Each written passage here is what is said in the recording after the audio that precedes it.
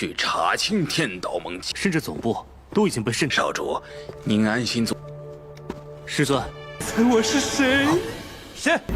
你猜到我是谁了吗？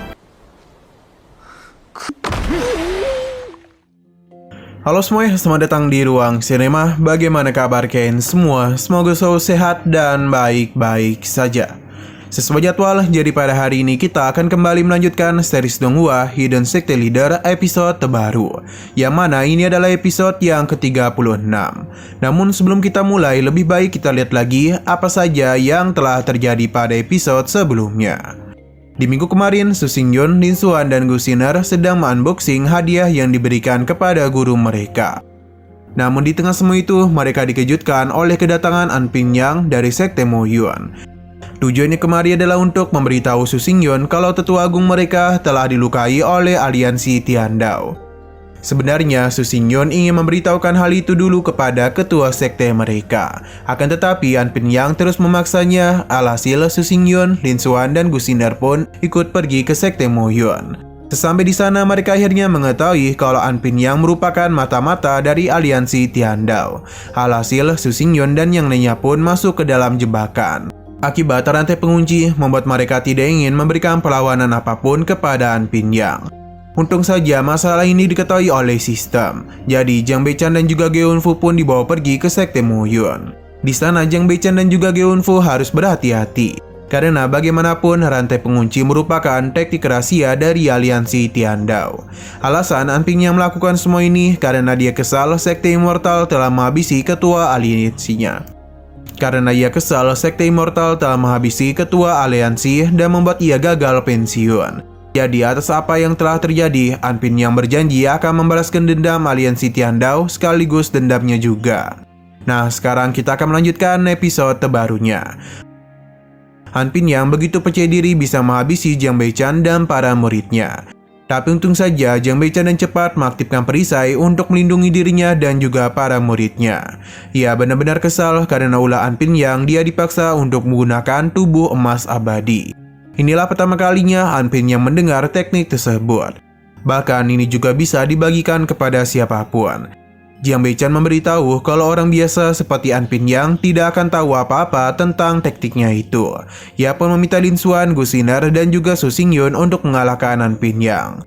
Setelah memberikan pelajaran, Lin Xuan menanyakan apakah gurunya baik-baik saja. Sedangkan Su Xingyun menanyakan kondisi dari tetua agung. Untung saja tetua Niu ini baik-baik saja. Untuk Gu Xiner sendiri sedang mengistirahatkan Geunfu yang sudah dirinya anggap telah meninggoy. Tapi untungnya Geunfu masih hidup.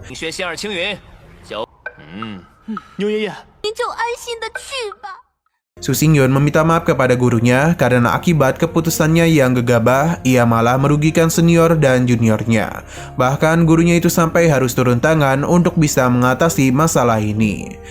Su Xingyun benar-benar berterima kasih kepada gurunya. Berhubung Su Xingyun telah mengetahui kesalahannya, jadi Jiang Beichan meminta muridnya untuk pergi ke Pavilion Sutra dan menyalin 50 salinan naskah. Hukumannya ini tergolong sangat ringan karena bagaimanapun Jiang Beichan tahu ini semua terjadi karena kekhawatiran muridnya. Namun semua itu malah dimanfaatkan oleh orang jahat untuk bisa menyakiti orang-orang yang Su Xingyun sayangi. Ia juga meminta untuk mengingat kalau semua itu terjadi juga karena ikatan di antara mereka. Hanya dengan menjadi gurunya lah dia ini bisa menggunakan tubuh emas yang tak terkalahkan. Jiang Beichan menganggap semua ikatan ini sangatlah penting, karena berkat ikatan juga bisa membawa mereka keluar dari situasi putus asa. Maka karena itulah sebuah ikatan jangan dicoba-coba untuk dipotong. Perkataan gurunya benar-benar membuat mereka tercerahkan. Tapi Gu Xiner malah menganggap kalau mereka bertemu dan orang jahat, maka mereka harus menghabisinya tanpa memberikan ampunan. Tetua Niu memberitahu Su Xingyun kalau alasan ia sangatlah mengkhawatirkan tuan mudanya karena dia masih belum tahu apakah keputusannya bergabung dengan Sekte Immortal adalah hal yang tepat atau tidak. Bahkan sampai saat ini Tetua Niu masih ragu. Su Xingyun meminta tetuanya untuk melakukan penyelidikan karena bisa saja ada penyusup lain di sekte Mo Yuan. Tetua Niu paham dan dirinya akan menggunakan An Pingyang sebagai petunjuk demi bisa menangkap mata-mata lainnya.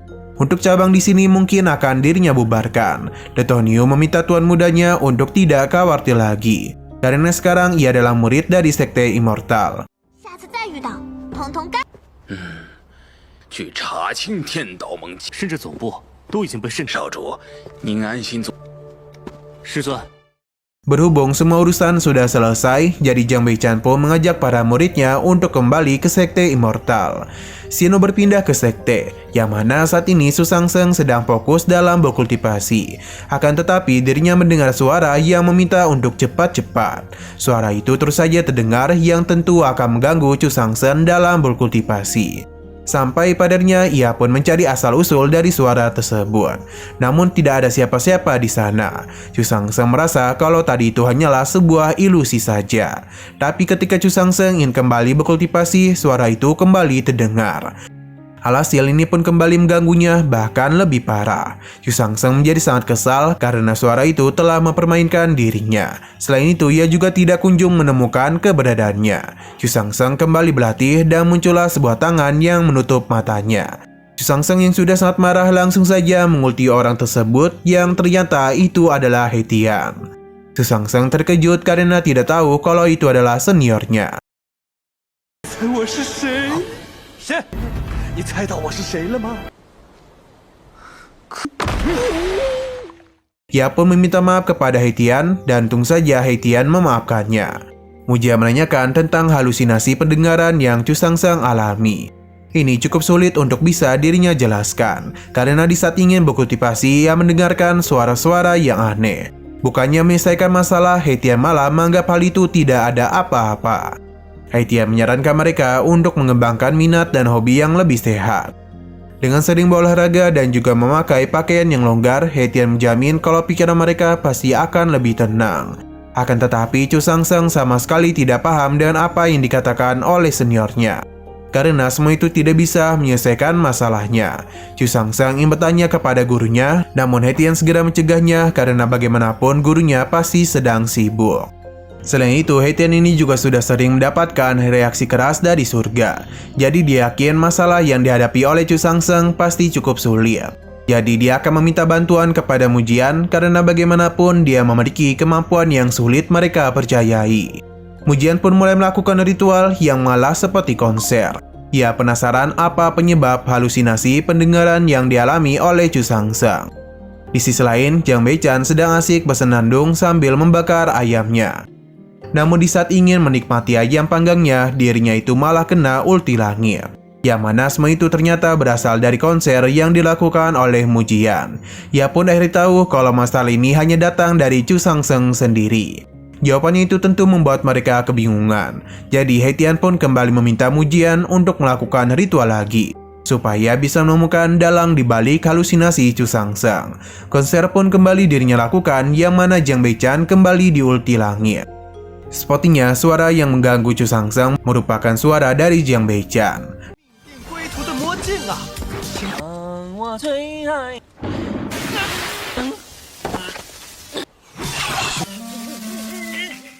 Di sisi lain, sepertinya Mujian telah mendapatkan pencerahan. Ia pun menanyakan kepada Su Shangsheng apakah dia itu telah kehilangan tulang yang begitu panjang. Su Shangsheng membenarkan hal tersebut karena ini merupakan tulang tertinggi miliknya. Mujian ternyata belum tahu kalau alasan Su Shangsheng masih bisa bertahan sampai sekarang karena guru mereka telah membantu pemulihan tulangnya. Su Shangsheng merasa kalau masalah ini pasti karena tulang tertinggi miliknya. Jadi dia berencana untuk mengambil kembali apa yang menjadi miliknya. Shino berpindah ke kediaman Su, yang mana di sana terlihat ada dua murid yang sedang bersama dengan tetua yang mereka panggil sebagai paman ketiga. Mereka ini sedang membicarakan tentang kompetisi klan bulanan. Jika Papilin Changchao ikut berpartisipasi, maka mereka berdua tidak akan ikut campur dan hanya menjadi penonton saja. Sepertinya mereka itu takut untuk berhadapan dengan Papilin Changchao. Tetua ketiga tidaklah mempermasalahkan keputusan mereka, namun kedua murid itu tidak akan menerima bunga bulan depan. Keputusan itu membuat kedua murid ini sedih, tapi apa daya ini semua terjadi karena mereka yang penakut. Padahal keluarga Su telah merawat mereka secara gratis, namun malah tidak tahu diri. Kedua murid ini pun berusaha menenangkan tetua ketiga. Namun karena keputusan mereka sudah bulat dan juga tidak ingin berkompetisi, jadi tentu saja tetua ketiga sudah tidak bisa menahan amarahnya lagi. Di saat kedua murid itu pergi, terlihat ada pria bertopeng yang sepertinya itu mirip dengan Su Shangsheng. tetua ketiga menanyakan urusannya di sini. Dan jika dia ingin mendaftar dalam kompetisi tersebut, maka ia harus memiliki sebuah token. Chu Sangseng menyamar menjadi Su Chongsang. Lah, cuma ganti satu huruf doang. Tidak lama kemudian, kompetisi bulanan pun diadakan yang mana para murid saling beradu di arena. Awalnya, pertarungan mereka terlihat menjanjikan, namun setelah beberapa saat berubah menjadi menjijikan. Karena kedua murid ini menggunakan efek slow-mo tingkat tinggi. Bahkan para murid pun menjadi begitu bosan melihat pertarungan mereka. Para tetua juga sependapat dengan apa yang mereka katakan.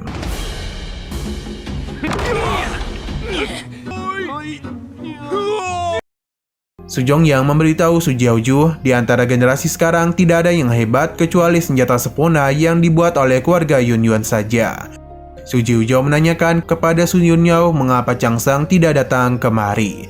Alasan Xiao Yunyao tidak memanggil Changsang karena ingin memberikan kesempatan kepada orang lain untuk menunjukkan kemampuan yang mereka miliki. Apalagi mereka sudah mendengar kalau Changsang telah dipromosikan menjadi putra suci dari Sekte Seribu Pedang. Para tetua menjadi sangat senang karena masa depan keluarga mereka akan cerah. Su Yunyao menganggap ini semua adalah berkah yang diberikan surga kepada mereka. Su Jihao memintanya untuk tidak rendah hati. Di tengah pembicaraan mereka terdengarlah sebuah keributan yang mana ini semua terjadi karena ulah dari Chu Sangseng. Nah, sayang sekali episode pada hari ini pun harus bersambung dulu. Oke, sekian dulu pada video kali ini. Untuk video selanjutnya akan segera hadir. Jadi bagi kalian yang ingin mengikuti series ini, langsung saja klik subscribe dan aktifkan loncengnya. Terima kasih yang sudah menonton video sampai habis. Jika kalian suka pada video ini, klik like dan share ke teman-teman kalian tentang channel ini. Dan ditunggu aja kelanjutannya. Oke, sampai jumpa di video selanjutnya.